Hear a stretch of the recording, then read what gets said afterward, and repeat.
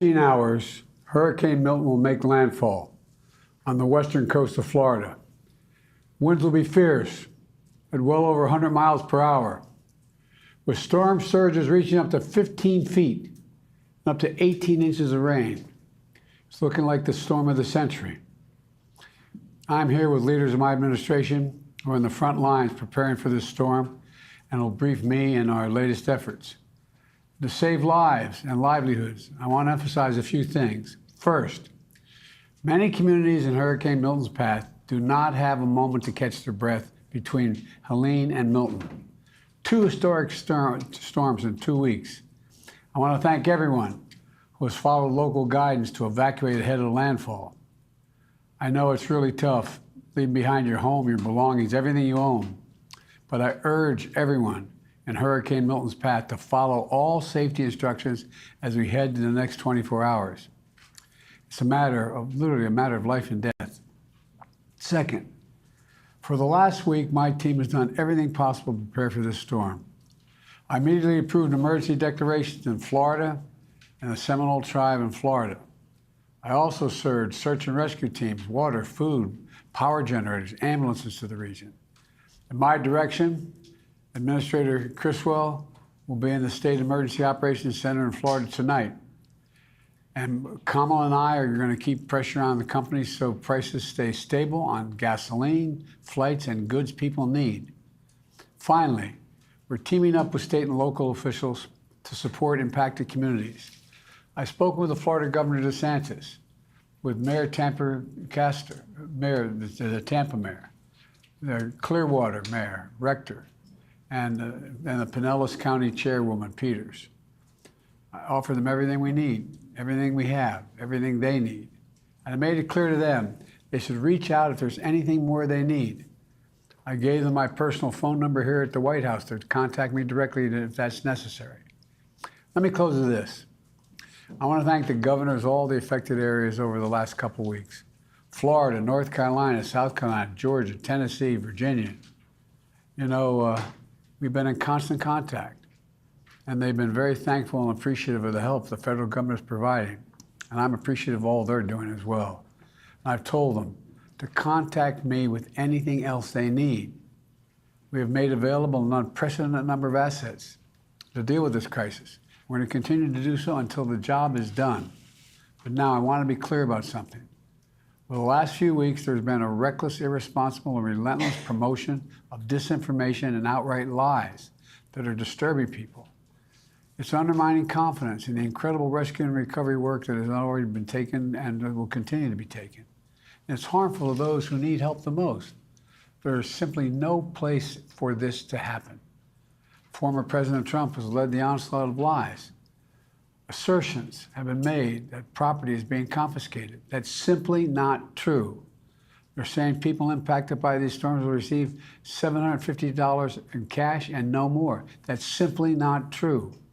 They're saying the money is needed for this crisis is being diverted to migrants. What a ridiculous thing to say. It's not true. Now the claims are getting even more bizarre.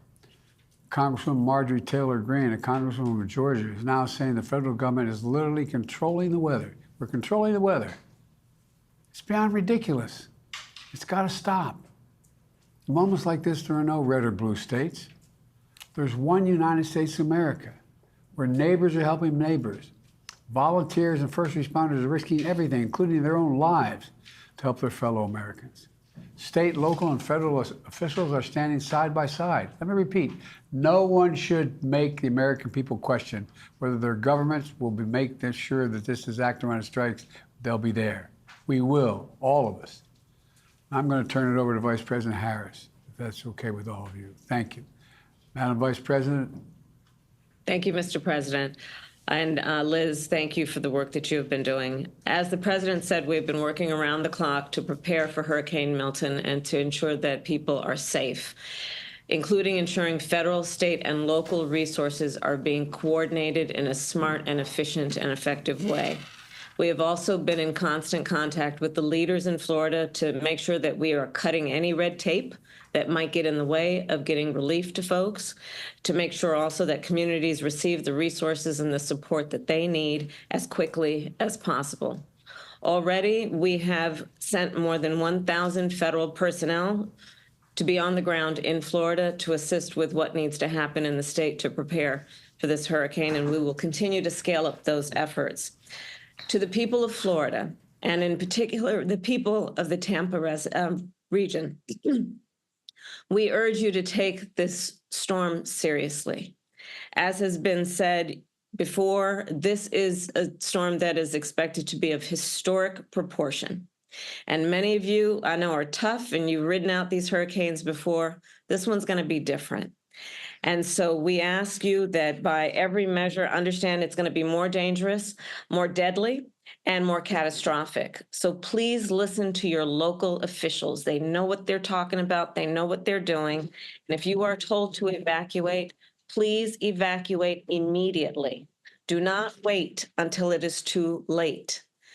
And in the hours and days ahead, President Biden and I and our administration will continue to do everything we can to protect the people who have been in the path of this storm. And once the storm has passed, we will be there to help folks recover and rebuild, as we continue to do for those communities in Florida, Georgia, North and South Carolina, and across the Southeast who have been devastated by Hurricane Helene. Finally, as the president mentioned, to any company that or individual that might use this crisis to exploit people who are desperate for help through illegal fraud or price gouging, whether it be at the gas pump, the airport, or the hotel counter, know that we are monitoring these behaviors and the situation on the ground very closely, and anyone taking advantage of consumers will be held accountable. The bottom line is this hurricane poses an extreme danger, and we urge everyone in Florida to take extreme caution.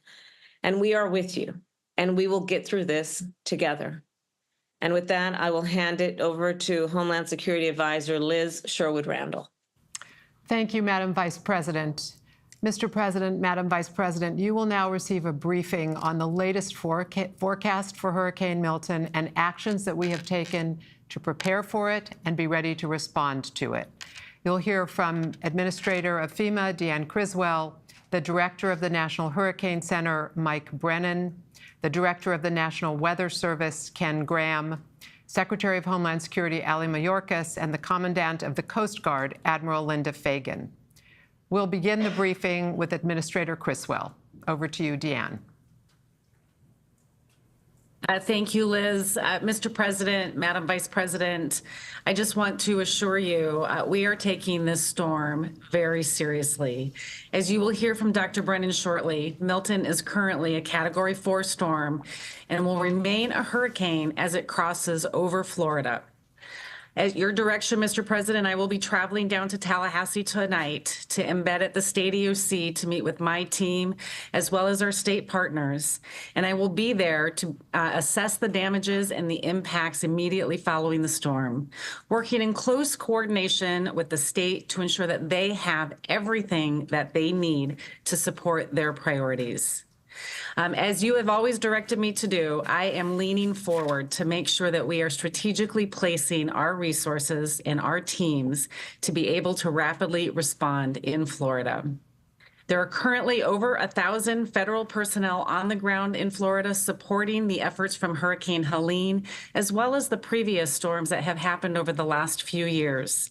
And I have directed, at your direction, an additional 1,200 search and rescue personnel from FEMA, the Coast Guard, and the Department of Defense to stage in Florida so they are ready to take action as soon as Milton makes landfall.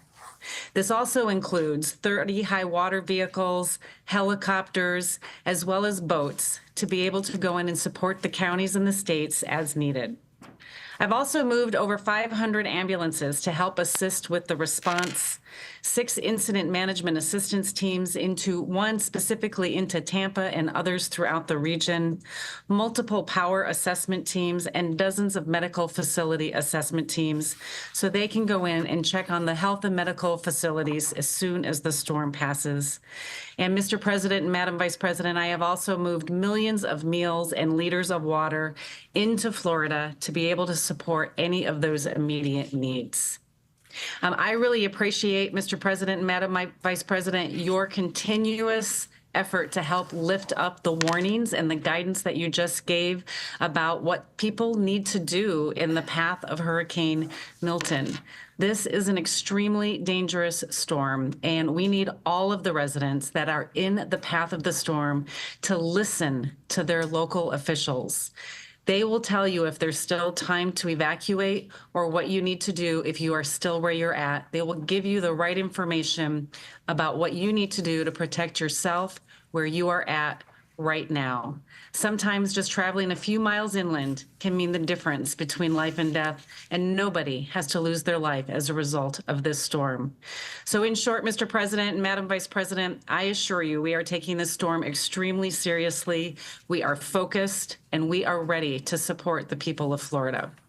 Deanne, you're doing a hell of a job. You always have. We've been through a lot of this together, all three of us, including the Vice President. And I have one question right now, though. What are you most worried about today and into tomorrow? And what messaging can we do to help people in the hours before it makes landfall?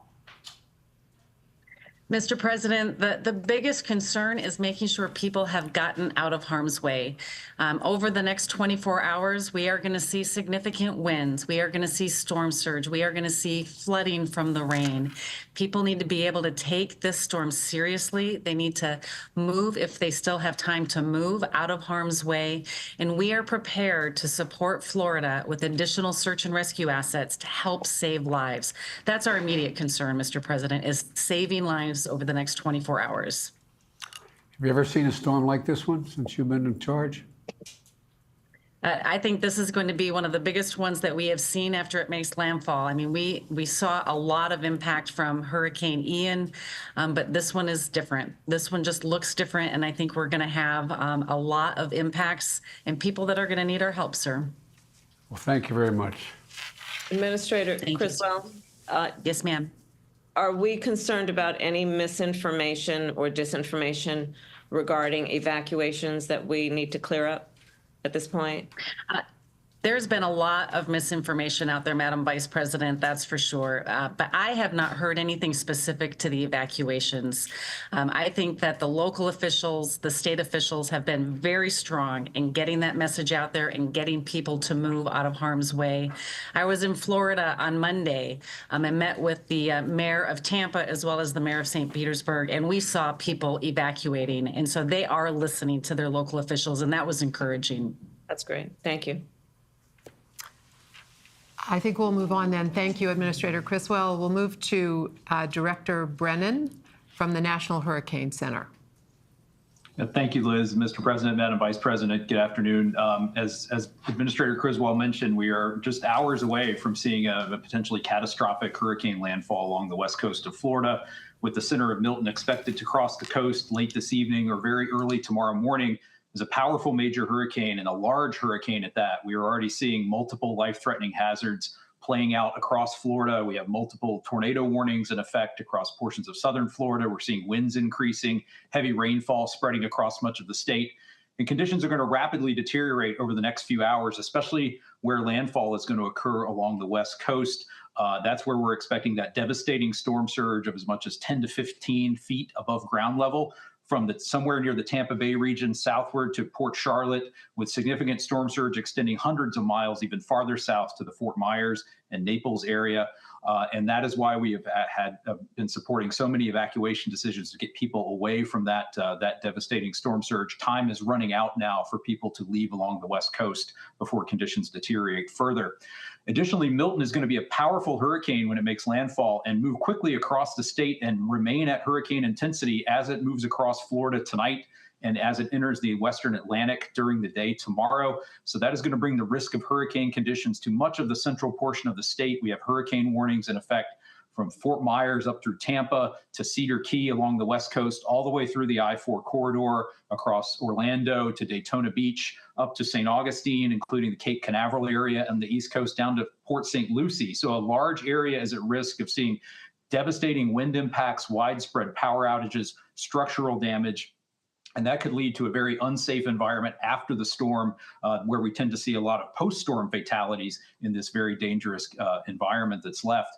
Additionally, we are expecting very heavy rainfall, 6 to 12 inches, amounts as high as 18 inches across the heavily populated I-4 corridor from Tampa to Orlando to Daytona Beach, which could lead to widespread catastrophic and life-threatening flash flooding and urban flooding tonight and into Thursday in that area. And that's an area where we lost about 16 people in Hurricane Ian to that same type of flooding. So there's a tremendous risk to both life and property there. I do want to thank the administrator and FEMA and her for her team's support and our coordination on that. And I finally want to thank the NOAA and Air Force Reserve hurricane hunters who've been flying into Milton for days now, providing us just tremendously valuable direct data that has really helped inform our life-saving forecast and warnings. So thank you, Mr. President, Madam Vice President. Mike, I know you're tired of hearing from me. I've been talking to you so much lately, but I appreciate your constant input you've given me and let me know what's going on.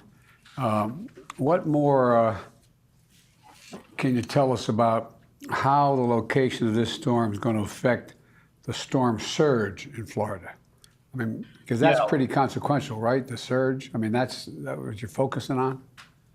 Yes, Mr. President, just a shift of a few miles in the landfall location will make a big difference in what area sees that very worst storm surge. So a track of the center to the north of Tampa Bay would push the highest storm surge into Tampa Bay itself. A track 5 or 10 or 20 miles south would push that higher storm surge, say, down to the Sarasota, Port Charlotte area. Even as close as we are to landfall, it's not really possible to tell exactly where that worst surge will occur. It's one wobble away from shifting 10 or 20 miles. So that's why we've conveyed that risk across such a large area to help support the evacuation of much of that west central coast of Florida. But Tampa Bay is particularly vulnerable, correct? Correct. Yes, Mr. President. It's one of the most vulnerable locations along the entire west coast of Florida because water gets funneled up into the bay. If you were to see a worst case scenario there, you could see storm surge as much as twice as high as they saw during Helene, where it got up to 7 or 8 feet in the bay. It could potentially get up above 10 feet in this event. Well, thanks a lot, Mike. I appreciate it.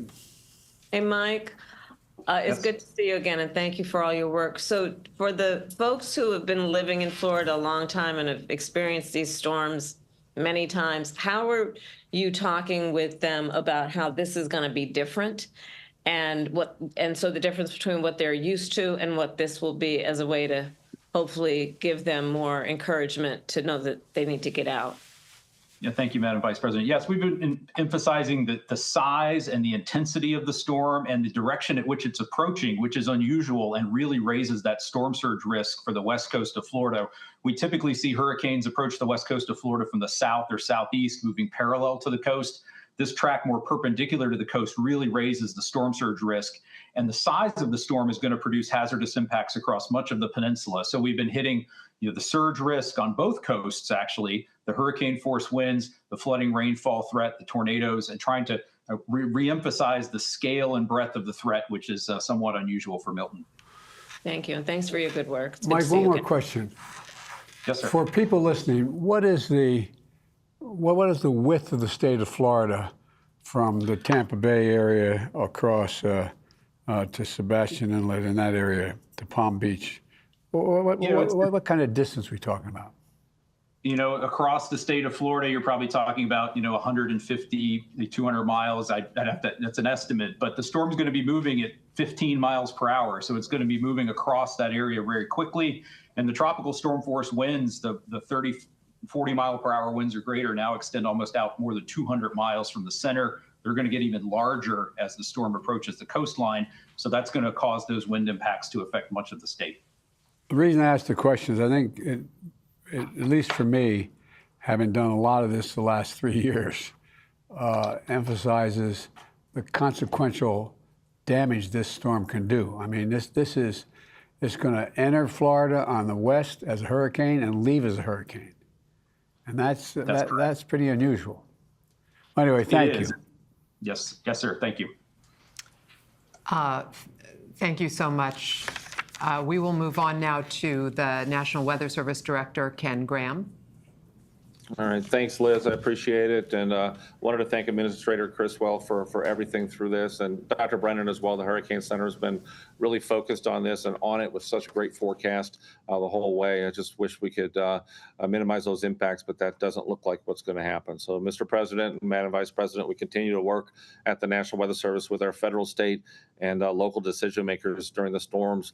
Look, we actually have our scientists embedded with FEMA, the state and local emergency operations centers, and we also have our scientists embedded with the U.S. Coast Guard District 7 to really help out with these decisions to make sure they're right there to answer the questions as they come up. They're covering really the subtleties, as you've mentioned in this forecast. Dr. Brennan mentioned those small changes can make a big difference. Little wiggles really do matter. Those small wobbles make a difference in the storm surge. And all these big storms, they wobble and wiggle all the way in. We'll see that happening as this gets closer to landfall. So as Administrator Criswell said, listen to those local officials. I can't stress enough, 30 years with NOAA, 30 years in the Weather Service. This is a particularly dangerous track. People really need to be getting into their safe locations as the impacts start deteriorating really quickly over the next few hours. Words really matter in these storms. Even if the winds decrease somewhat near landfall, we really try to avoid words like weaken. It really gives a false sense of security to the public. So we really want to stress that no matter what happens to that, the wind speed in this system, catastrophic impacts will result either way. The size of the wind speed, the actual size of it will be expanding, as Dr. Brennan was saying. So much of that impact will cover most of the peninsula. And Mr. President, like you said, Milton, think about it. I just goes over my mind over and over. Milton will enter as a hurricane and exit as a hurricane. So you'll see damage from the landfall point on the west coast, and you'll see damage on the east coast as well. So it's really important to focus on those impacts. Again, seeing those impacts on both coasts.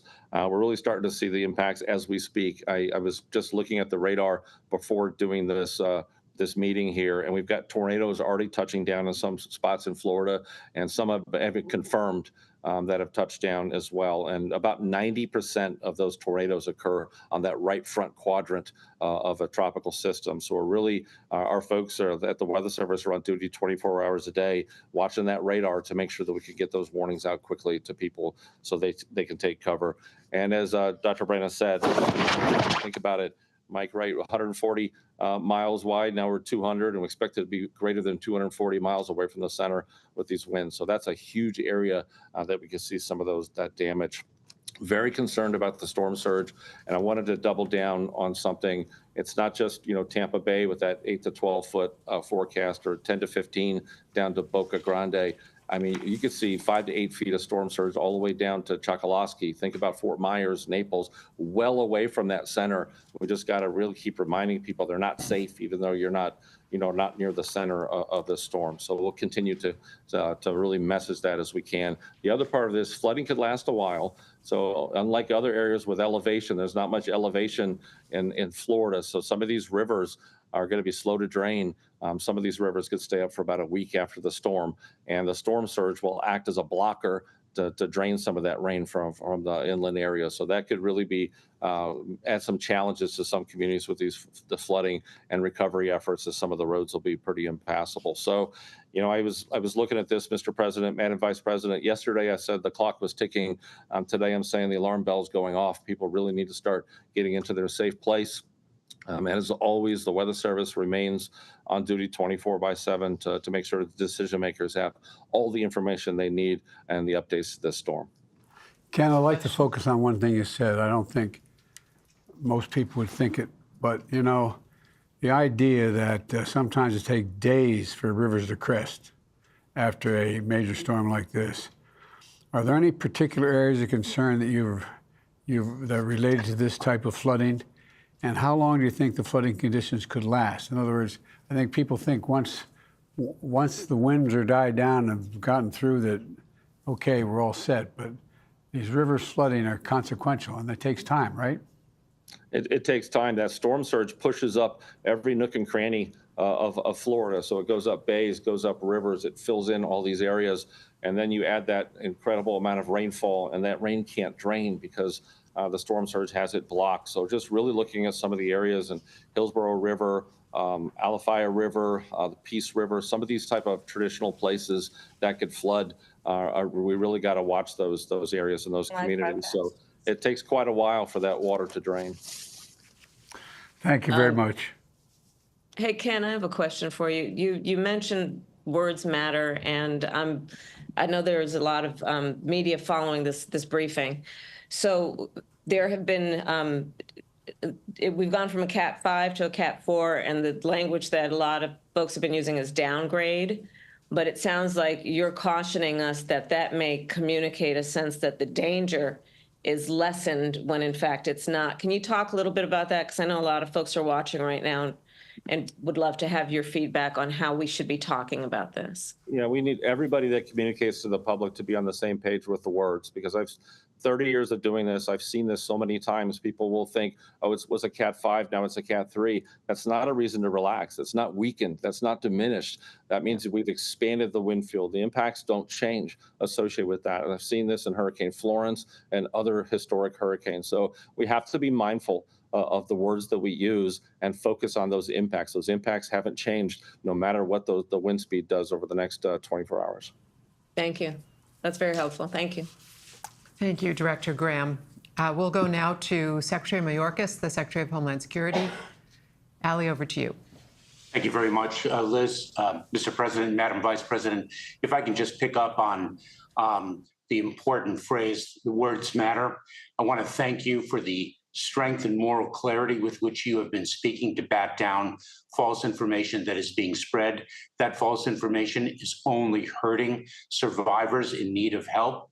And it is also hurting the first responders who are so bravely risking their lives to deliver that help to the survivors. Mr. President, Madam Vice President, we are executing on your directive to not only rely on FEMA to provide emergency relief, but to draw upon other resources throughout the Department of Homeland Security and throughout the federal government, throughout your administration. I know you will hear from the Commandant of the United States Coast Guard, Linda Fagan. The United States Coast Guard has deployed almost 1,300 personnel to Florida, not just for search and rescue, but also to ensure the safety and security of the port of Tampa, which is a critical lifeline for supplies that are needed by Florida and elsewhere. I want to also say that our U.S. Customs and Border Protection has devoted search and rescue personnel as well as other parts of our department. To give you just a quick snapshot of some of the resources that are devoted from other parts of the administration, the Department of Defense is providing search and rescue, commodity movement, commodity distribution, and security to Florida. We already have 1.5 million meals and 2.8 million liters of water ready to provide to people in need. The U.S. Army Corps, the U.S. Forest Administration is also providing debris removal. This is absolutely critical so that our search and rescue personnel can reach the people in need and provide them with the humanitarian relief upon which they rely. Health and Human Services is providing hospital and health-related support. The Small Business Administration has dedicated 137 personnel to assist people who have lost or whose businesses are destroyed, to get them back up on their feet and understand what resources are available to them. We have an entire administration dedicated to this effort at your direction. And with that, I'll pause. Hey, Ali, Mr. Secretary, do you have everything you need from all the federal departments and the agencies in support of this response? Is there anything lacking? We certainly do have all of the resources. We are well positioned to continue to respond to Hurricane Helene, to respond to Hurricane Milton. Mr. President, we are meeting the moment and meeting the challenges because of the extraordinary people who've spoken before me. Well, I want to thank the governors. They've stepped up. all this disinformation going out about how, we're devoting all this money to migrants and even one congresswoman suggesting that I control the weather and implying that I'm sending it to red states. It's stuff off the wall. It's like out of a comic book. But, people, when they're in trouble, or for example, and I asked this to our administrator, they said that you get $750 and that's it. You lost everything, you get $750. That's not it. That's just, you give you immediately what you need to get by the next day, to get a prescription, to get a whatever. Are you getting in trouble? We are, Mr. President. Let me say that, one of the false narratives is that the federal employees who are actually delivering assistance will take an individual's land. And that is causing individuals, survivors, not to approach the people who are there to help and obtain the relief to which they are entitled and that we have available to them. And the Vice President knows very well, as a former prosecutor, that false information only is fuel for the criminal element to exploit individuals in positions of vulnerability. And Madam Vice President, your words at the outset were so very important for that reason. Thank you. Mr. Secretary, I want to thank you and the folks in your agency working with FEMA, NOAA, and all the federal agencies. I've been on the ground, and the work that you all have been doing to coordinate with local and state law enforcement and first responders has been outstanding. It really does show the best of the kind of work that we do in a moment of crisis to work together. So I applaud the folks that work with you and your leadership in that regard.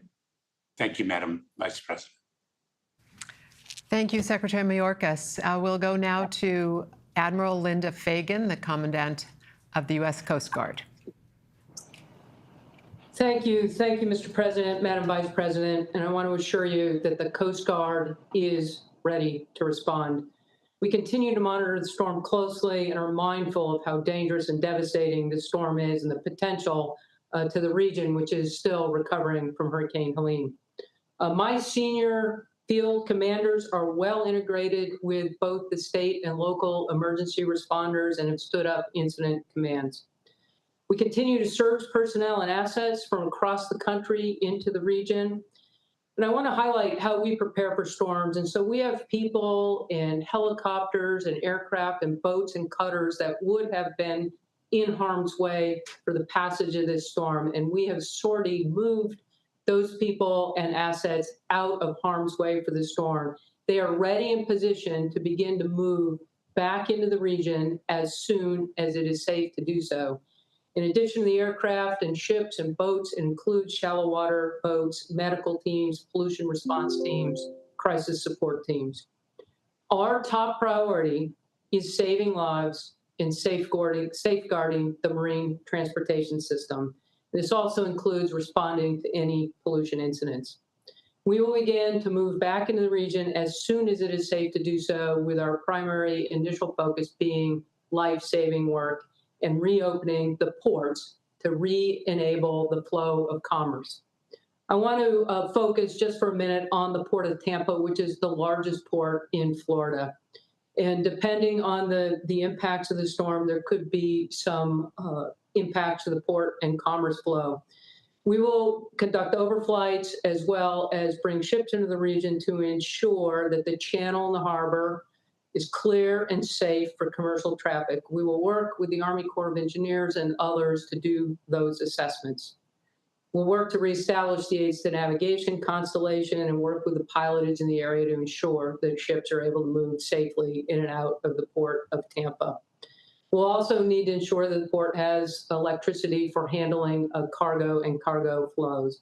So I share this with you, Mr. President, because we are myopically focused on regaining commerce flows into the Port of Tampa once the assessments are able to be made. It does take a little bit of time, but we will move with all urgency to ensure that Tampa is reopened for commerce and commercial flows. We continue to monitor the storm closely, and a number of our briefers have spoken on the need to heed the evacuation orders. And just like to emphasize that my first responders, and as one of the critical first response agencies pours a hurricane response like that, my first responders have moved out of harm's way and are not in the path of the storm. They are ready for immediate reconstitution into the area, and you will see them moving quickly. But as the storm effects come on, people really need to move into safe positions so that they do not lose their lives. Mr. President, your Coast Guard is ready to respond, and we are well positioned for that. Thank you, sir. Admiral, one of the things that I don't know whether people have not been through any kind of hurricane in the past may not understand is that when the rainfall and the flood surge are significant, but these elevated water levels are likely to be accompanied by large and destructive waves. It's not just the water rising, there's significant waves. And what do you anticipate, if anyone else wants to respond, what do we anticipate in terms of the wave damage that's done? Not just the water rising, but these waves, large waves coming in. Sir, I'll just touch on the impact of the water and just the flow and significance of any kind of increased water flow, storm surge, whether it's wave driven or otherwise. It creates conditions that are incredibly hazardous to life. People can't swim or save themselves, which again just emphasizes why it's so critical that people evacuate and get themselves out of harm's way. And that allows then for the assessment with regard to any property or property impacts. I know search and rescue is obviously the #1 priority immediately after the storm, but we know that the Port of Tampa is critical for the state and the state's economy and the region as well. What can you and the Army Corps of Engineers do to get the port quickly reopened once this storm passes through? Thank you, Mr. President. We're already in conversations with the Army Corps of Engineers aligned on the need to begin those assessments as quickly as possible to determine whether there were any impacts from the storm or not and regain and reopen the Port of Tampa. The Port of Everglades is also a critical port on the east coast of Florida. The Port of Everglades remains open for fuel tankers to ensure that commerce continues to flow into the state from other ports that are not in the direct impact of the storm. But sir, I assure you, we in the Corps of Engineers are already in conversation with regard to what it will take to reconstitute the Port of Tampa, and we will lean into that work as quickly as possible. Thank you, Admiral. Appreciate it. Commandant, I echo the President's words. Thank you for what you and the men and women of the Coast Guard have been doing in response to Hurricane Helene and now this, and your emphasis on the importance of the port in Tampa is critically important to recovery. So thank you for all the work that you are doing. I know that resources are spread thin in terms of your folks being on the ground in every area right now, and you're doing an extraordinary job. So thank you for that. Thank you, Madam Vice President. To each of the dedicated professionals on this screen, we are truly in your debt and in debt to your teams for what they are doing right now to prepare for and respond to what is coming to Florida this evening. With that, we will conclude the public part of this briefing. And if you'll just stay on the screen for a few minutes, we can Can I say one have closing further thing? conversation. Of course, Mr. President. Pass on to your folks how much we respect and understand. A lot of these folks are risking their lives. Yes. They're risking their lives to help other people. I mean, this is Americans helping Americans in ways that when, you know, to me, it's a measure of who we are as a nation when we see this happen. And it constantly happens. Americans stepping up to help other Americans and risking their lives. So thank all these first responders. It really matters. Really, from the bottom of our heart, thank you, thank you, thank you. Sorry. We're ready. Mr. President, what's your message to Donald Trump